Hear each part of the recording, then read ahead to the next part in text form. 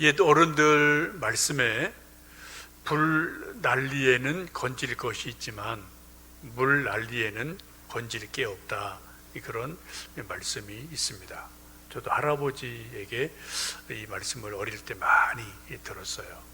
시골에 옛날에 물난리 많이 났거든요. 물론 뭐 불타면은 초가집 후루룩 불타고 말지만 또 여름에 가끔 물난리 나서 뭐 집을 쓸고 또 소가 떠내려가고 또 논들이 떠내려가고 뭐 이런 일을 저도 본 기억이 있습니다.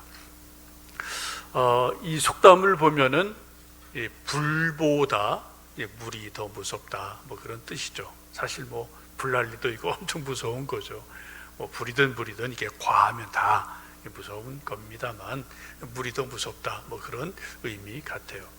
여러분 뉴스를 보신 것처럼 요 며칠 전에 독일에서 엄청난 비들이 와서 물 난리가 났지요.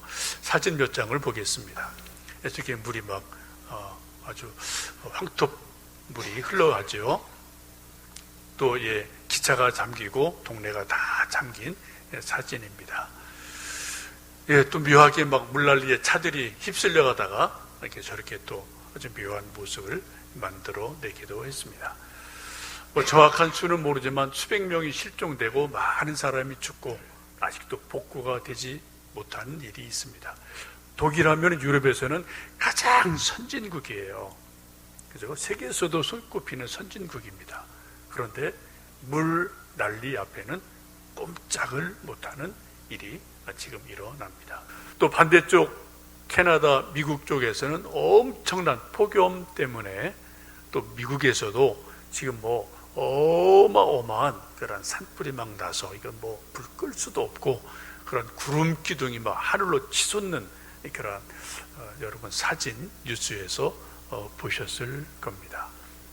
지금 지구 이곳저곳에서 한 곳에서는 막 불난리가 나고요, 한쪽에서는 물난리가 나는 그러한 일들이 일어납니다. 제가 엊그제 신문 보니까 또 북극에는 원래 기후적으로 번개가 안 치는 곳입니다.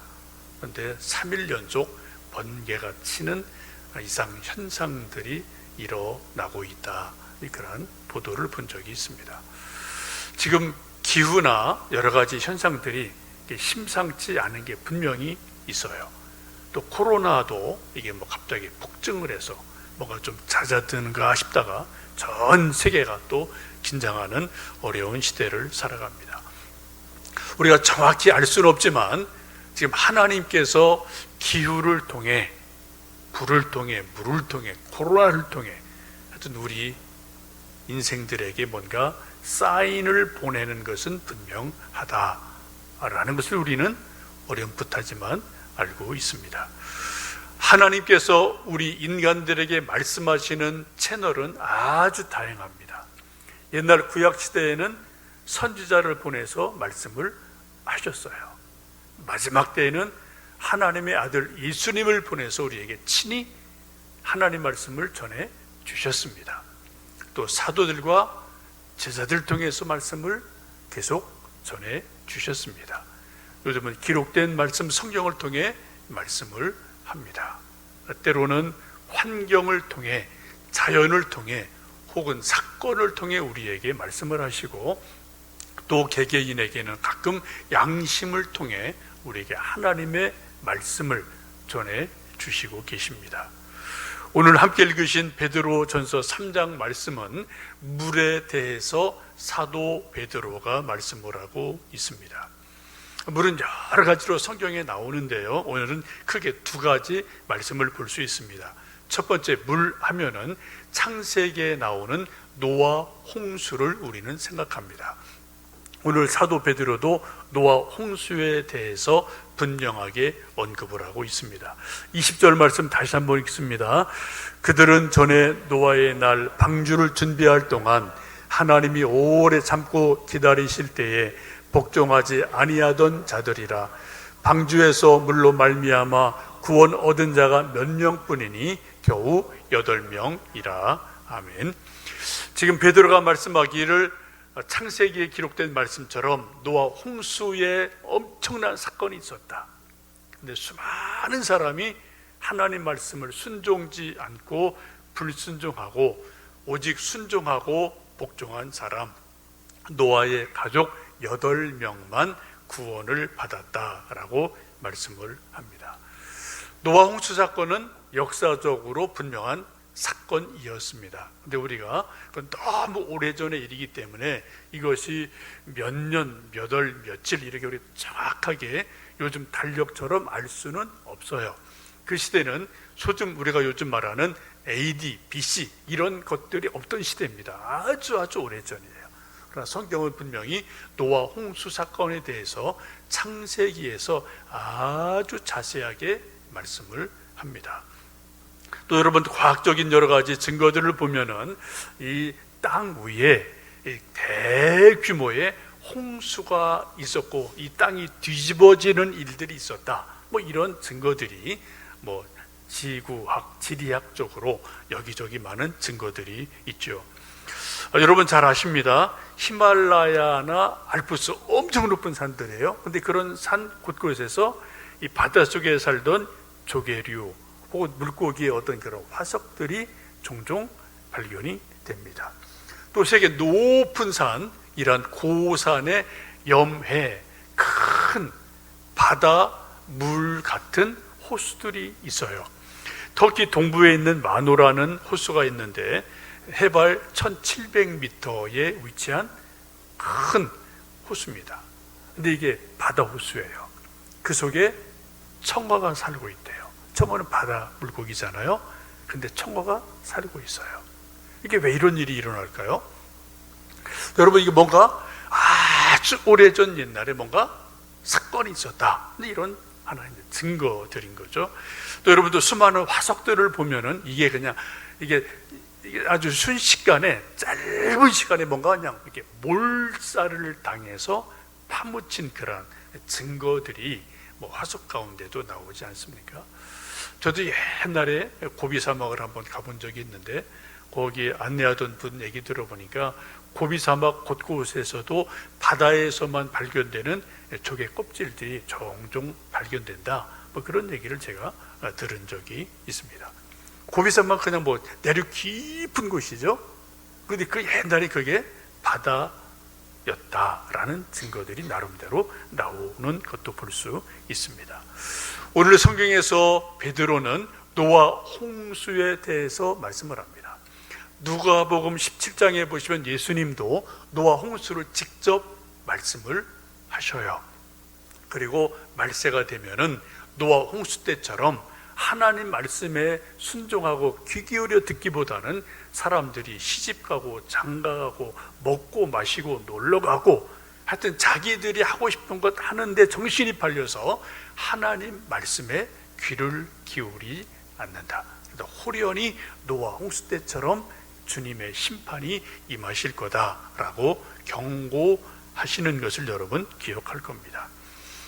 노아 홍수의 영적인 의미가 무엇일까요? 하나님께서는 120년간 노아에게 방주를 짓게 하시고 계속해서 노아를 통해서 사람들에게 말도 하고 하나님이 물로 심판하신단다.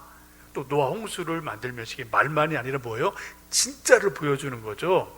그래서 우리는 그 심판의 익수를 알기 때문에 우리는 지금 구원 받으려고 이 배를 만들고 있어. 너희도 나중에 타. 너희도 하나님께 순종해. 이런 거를 말로 배를 만들면서 계속해서 보여줬어요. 근데 그 시대에 모든 사람은 노아를 비웃었습니다. 귀를 기울이지 않았습니다. 그러다 마침내 노아 홍수가 딱 일어나면서 이 땅의 모든 인류는 수장되는 그런 일이 있었음을 성경은 말씀을 합니다. 여러분, 노아 홍수는 두 가지 의미가 있죠. 하나는 물로 사람들을, 죄악이 관영한 세상을 심판하셨다. 홍수는, 물은 첫 번째 의미가 심판이에요. 근데 동시에 또 뭐예요? 노아 방주는 구원을 주시는 하나님의 은혜가 있다라는 것을 말씀하고 있습니다. 노아 홍수에는 저런 두 가지 더블 미닝이 있음을 볼 수가 있죠. 여러분, 오늘날 우리는 이 교회가 노아 방주인 것을 우리는 영적으로 성경적으로 믿습니다. 주님께서도 교회를 친히 세우셔서 이 교회를 통해서 구원받는 백성들을 다 교회로 모으시고 교회에서 심판의 날을 준비하고 주님 재림의 날을 준비하고 말씀으로 깨어 있도록 우리를 늘 구원의 방주로 이끌어 오십니다. 물론 오늘날 교회가 이런저런 문제들이 있기 때문에 사회에서 또 비난을 받기도 하고 또 우리가 보기에도 이 교회나 저 교회나 큰 교회나 작은 교회나 다 뭐 이런저런 문제가 있습니다만, 그럼에도 불구하고 하나님께서 이 시대에 구원받을 백성들을 모으는 곳은 교회예요. 교회 이외에는 구원이 없습니다. 노아 방주 이외에는 구원이 없습니다. 이 시대의 노아 방주 같은 교회가 주님이 또 구원선으로 이끌어 가시는 것을 우리는 분명히 믿습니다. 여러분, 이런저런 교회마다 크든 작든 문제들이 있지만 우리가 교회에 모여서 예배 드리는 것은 그래서 너무 중요한 거죠. 어떤 교회든 간에 주님 세우신 교회라면, 이단이 아니라면 우리 정말 주님 세우신 교회에 모여서 함께 예배 드리는 것은 너무나 중요합니다. 여러분, 지금 우리는 이런저런 환난의 시대를 살고 또 모이기 힘든 시대를 살지만 또 교회에서 또 각 가정에서 우리가 모이기에 힘쓰고 또 예배 드리기에 힘써야 될 그런 시대인 줄 압니다. 두 번째, 또 물에 대해서 21절 보시면은 아주 중요한 말씀을 베드로가 하십니다. 21절 말씀 읽습니다. 물은 예수 그리스도께서 부활하심으로 말미암아 이제 너희를 구원하는 편이 곧 세례라. 이는 육체 더러운 것을 제하여 버림이 아니요 하나님을 향한 선한 양심의 간구니라. 오늘 베드로는 물의 의미를 또 다르게 신약적으로 해석을 해주고 있어요. 물의 영적 의미가 뭐냐? 한마디로 세례다라고 베드로는 말씀하고 있습니다. 우리 모든 예수님 믿는 사람이 정말 진심으로 예수님 믿고 구원의 확신이 있고 예수님을 하나님의 아들로 믿으면 꼭 교회에서 행하는 거룩한 성사, 이게 있어요. 이게 뭡니까? 세례예요. 세례받는 거예요.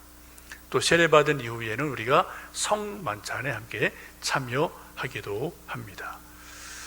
여러분, 세례는 세상 사람들이 받는 거 아닙니다. 그 사람들이 그런 거 의미도 모르거니와 뭐 수영도 하고 목욕도 하고 물속에 많이 들어가지만 그분들이 그냥 목욕하는 거예요. 수영하는 거예요. 때 닦는 것에 불과해요.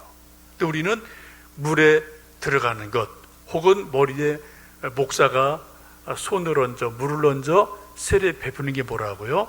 이 사람이 하나님의 아들입니다. 하나님의 딸입니다.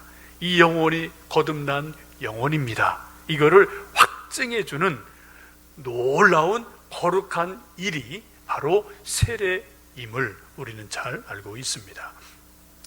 여러분, 예수님도 친히 세례 요한으로부터 세례를 받으셔서 세례가 중요하다는 것을 보여주셨어요.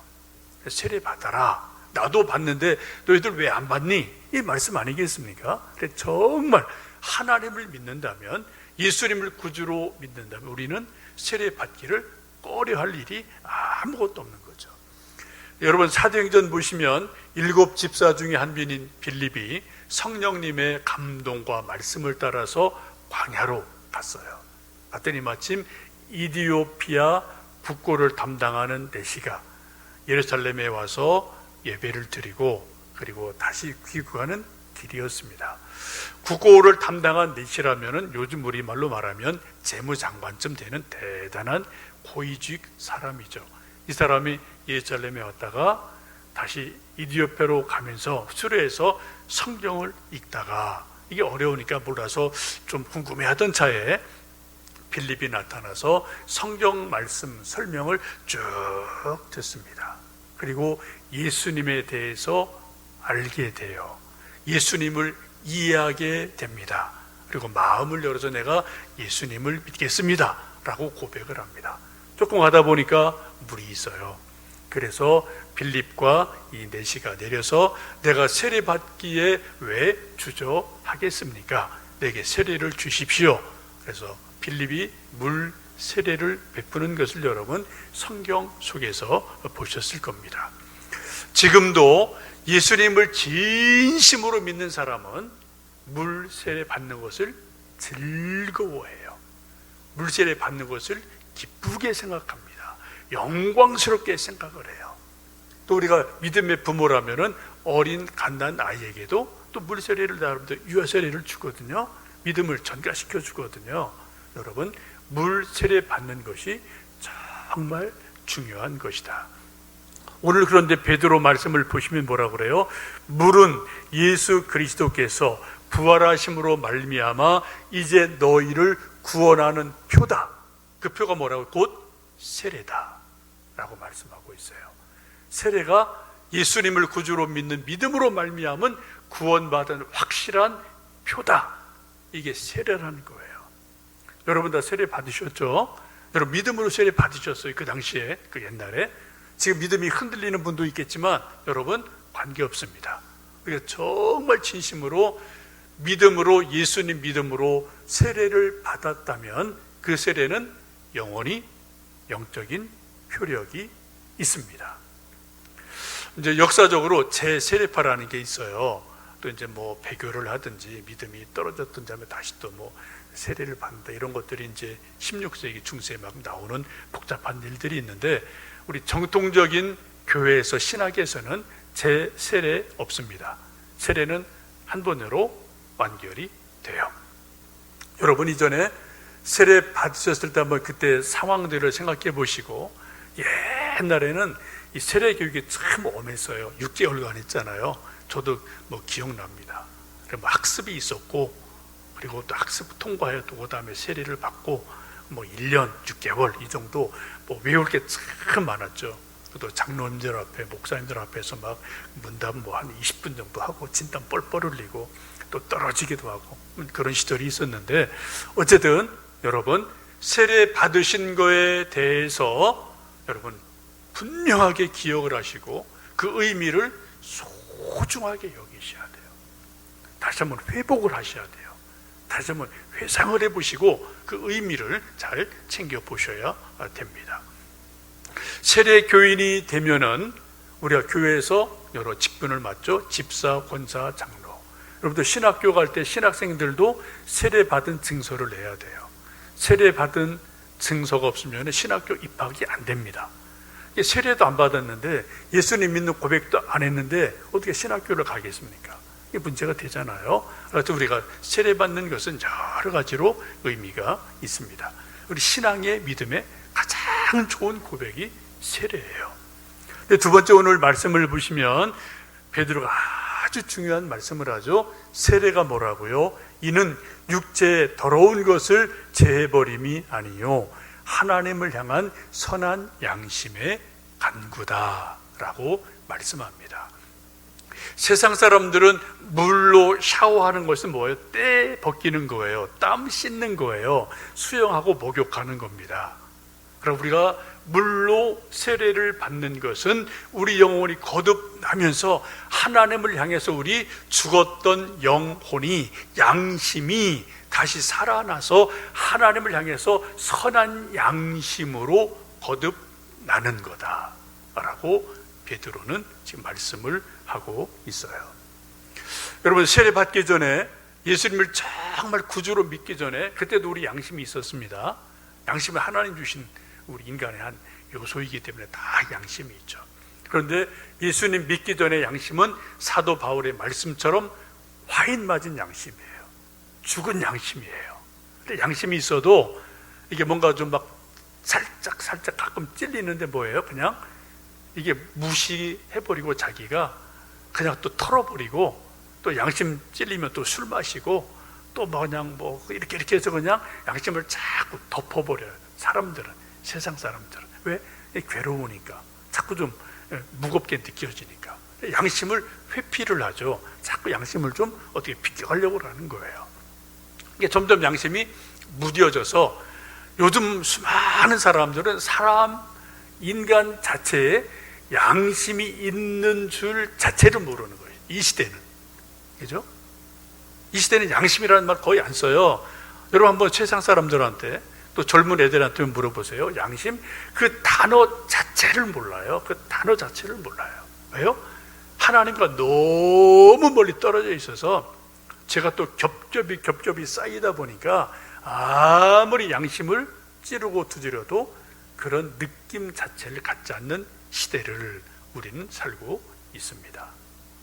그런데 예수님을 구주로 믿고 세례를 받고 우리가 거듭나면 우리 안에서 일어나는 영적 현상 가운데 하나가 뭐냐? 양심이 살아나는 거예요. 양심이 선한 것을 추구하는 본래 기능을 하게 돼요. 하나님을 사랑하고 하나님 바라볼 때 자꾸 선한 양심이 자꾸 우리 쪽에 뭔가 역사를 하고 기능을 하는 거예요. 그래서 우리가 예수님 잘 믿는 사람일수록 우리 안에 일어나는 영적 현상 가운데 하나가 양심이 민감해져요. 양심이 자꾸 좀 찔리는 게 많아져요. 그래서 뭐가 일어납니까? 회개가 나오는 거죠. 양심이 찔리지 않으면은 우리가 아픈 줄을 몰라요. 죄인지를 잘 몰라요. 우리는 원래 무딘 사람이기 때문에 양심이 자꾸 찔리니까 이게 뭐야? 생각하고 돌아보니까 또 성령님이 막 자꾸 또 깨우쳐 주시니까 말씀에 비춰 주시니까 우리가 회개할 영혼의 일들이 일어나게 됩니다. 오늘 여러분 아주 중요한 말씀이에요. 베드로가 말씀하기를 물은 예수님이 주시는 구원의 표식이다. 근데 또 하나 뭐라고요? 이 물로 받는 세례는 단순하게 몸의 육체의 더러운 때를 벗어버리는 것, 씻는 것뿐 아니라 하나님을 향해서 선한 양심이 살아나도록 하는 것이다 라고 말씀을 하고 있습니다. 여러분 사도 바울의 말씀 로마서 2장에 보시면 양심은 율법 없는 모든 인간들에게 하나님이 주신 본성이다 라고 말씀을 하셔요. 하나님의 형상 가운데 중요한 것 중에 하나가 양심이라는 거죠. 선함을 추구하는 어떤 그런 뭔가 그렇게 달려있어요. 우리 마음 깊은 곳에 누구나 다. 근데 이것이 이제는 다 그 전에 죄로 인해서 죽었죠. 화인을 맞았죠. 기능을 못했습니다. 그러다가 예수님 믿는 믿음으로 이것이 다시 회복이 되면서 세례로 회복이 되면서 선한 양심으로 기능하고 살아나는 일들이 일어나게 됩니다. 우리가 먼 훗날 주님 앞에 다 서게 될 터인데 그때 우리가 양심으로 돌아봐서 하나님 앞에 아무런 꺼리낌이 없다. 그럼 여러분 그건 대단한 믿음의 사람이에요. 지금도 우리가 일상 살아가면서 일상생활을 하면서 혹은 예배를 드리면서 기도를 하면서 양심이 하나님 앞에 크게 찔리는 게 없다. 그럼 여러분 거의 성인 반열에 올라간 사람으로 보셔도 돼요. 우리는 크든 작든 끊임없이 양심의 꺼리낌이 있습니다. 그러니까 자꾸 회개를 하고 또 하나님 앞에 또 용서를 구하고 또 내가 바르게 살려고 애를 쓰고 이런 중요한 일이 이제 양심을 통해 우리에게 하나님이 계속 하시죠. 그래서 선한 양심을 계속 만들어가게 하십니다. 우리가 잘 아는 윤동주 시인도 그러한 노래를 하지 않습니까? 하늘을 우러러 한 점 부끄러움이 없기를. 이게 양심 문제잖아요. 하나님을 바라보며 하늘을 우러러서 한 점 부끄러움이 없는 인생이 됐으면 얼마나 좋겠는가. 이 시인도 나름대로 그런 고뇌를 시로 말하는 것을 봅니다. 다산 정약용이 참 훌륭한 분이죠.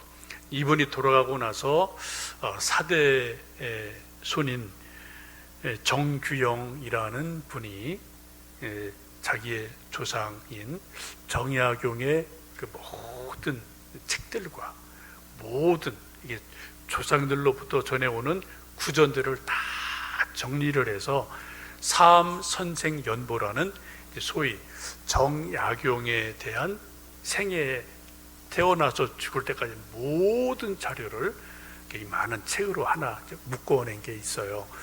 이것이 이제 정약용에 대한 가장 중요한 기초 자료가 됩니다. 그 중에 이제 그것을 다 편찬을 하고 이 사대의 손인 이 손자가 마지막에 아주 중요한 두 가지 줄을 써놔요. 제가 좀 그것을 관심 있게 봤는데 그 중에 하나가 정약용이 말년에 귀양 갔다 와서 이제 다시 또 고향에 와서 한 18년 말년에 살죠. 그 말년에 어떻게 사셨나? 두 가지 집중을 했다는 거예요.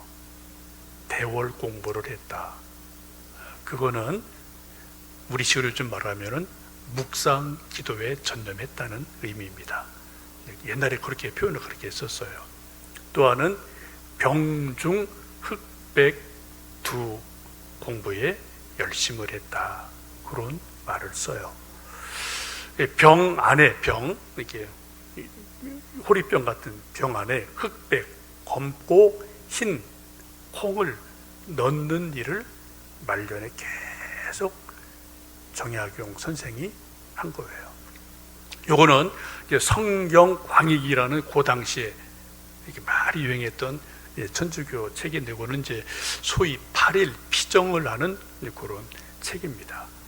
이냐시오라는 분이 만든 영신수련이라는 책을 중국으로 온 예수의 선교사가 이제 요약을 해서 8일 동안 하도록 하는 그런 책이에요. 저도 이제 8일 피정을 여러 번 해봤는데, 그게 이제 그 기원이 그 책이더라고요. 근데 그 책에 보면은 이제 우리가 자기를 성찰하고 양심을 돌아볼 때 하는 훈련 중에 하나가 실에다가 이제 이렇게 구슬을 꿰서 이렇게 이제 좋은 일 하면은 왼쪽으로, 또 나쁜 일 하면 오른쪽으로 딱 이렇게 구슬을 이제 옮기는 거예요. 그래서 이제 자기 전에 이렇게 보면은 어느 쪽이 맞는지 보이잖아요. 그러니까 오늘 내가 또 하루 하면서 내 생각이 선한 쪽보다는 악한 쪽으로 갔구나, 또 조금 선한 쪽으로 갔구나, 이게 계속 이제 어떤 그 영성 훈련을 하는 그런 방법론인데, 정약용 선생이 이거를 한 거예요. 대신 구슬 대신에 뭐요? 콩을 가지고 검은 콩, 이거는 나쁜 생각, 양심에 찔리는 거, 하얀 콩, 이거는 선한 생각, 좋은 생각, 그리고 양심에 찔림이 없는 것, 이런 것들을 자꾸 콩을 놓고 뺐다 넣었다 해서 말년에는 검은 콩이 거의 없을 정도로 되었다. 이게 사대 손자가 쓴 책 말미에 나오는 중요한 이야기입니다. 이것을 보면은 다산 정약용 선생님께서도 말년에 조용한 가운데, 은둔하는 가운데 하나님 앞에 묵상하며 자기 양심을 성찰하며 꾸준히 기도했던 그런 모습이 아닌가 생각이 돼요. 여러분, 우리는 오늘도 참 환난의 시대를 살아갑니다. 어려운 시대를 살아가는데 우리 모두 다 물이 주는 의미, 또 세례, 또 세례는 우리 영혼으로 양심으로 하여금 자꾸 하나님께로 다가가도록 하는 그러한 귀한 것이다. 그것을 생각하시면서 하나님의 은혜가 우리 모두에게 임하는 하루하루 되시기를 주님의 이름으로 축복합니다.